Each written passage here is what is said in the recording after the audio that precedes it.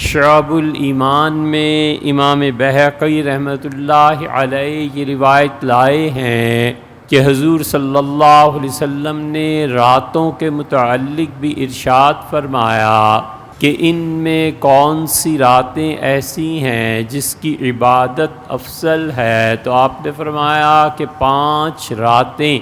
ایسی ہیں جس میں دعا کرنے والے کی دعا اللہ کے ہاں سے رد نہیں ہوتی، اور ایک رسول اللہ صلی اللہ علیہ وسلم نے فرمایا جمعے سے جو پہلی رات ہے، یعنی جمعرات اور جمعے کی درمیانی شب، جمعرات اور جمعہ ان کی درمیانی رات کے متعلق فرمایا کہ اس میں آدمی کی دعا رد نہیں ہوتی۔ جمعرات کو جب سورج ڈوبتا ہے تو جمعے کا سورج ڈوبنے تک یہ جو 24 گھنٹے ہوتے ہیں، یہ اللہ کی خاص رحمتیں ان پر برستی ہیں۔ آپ جمعرات کی شام کو لے لیں، پھر رات کو لے لیں،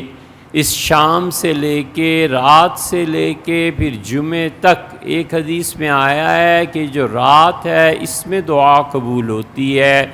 تو اس کا مطلب یہ ہوا کہ جمعرات کو سورج ڈوبا اور اس سے لے کر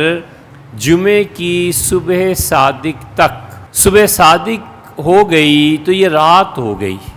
حضور صلی اللہ علیہ وسلم نے 5 راتیں گنوائیں۔ ایک فرمایا رجب کی جو پہلی رات ہے اس میں لوگوں کی دعا اللہ کے ہاں قبول ہوتی ہے، اور 2 راتیں فرمائیں عیدین کی کہ عید کی جو رات ہے اس میں بھی دعا قبول ہوتی ہے، اور بڑی عید جو ہے اس کی بھی دعا قبول ہوتی ہے، اور یہ 15 شعبان کی جو رات ہے اس میں بھی دعا قبول ہوتی ہے۔ رسول اللہ صلی اللہ علیہ وسلم نے ان 5 راتوں کے متعلق فرمایا کہ اللہ سے اس میں مانگو۔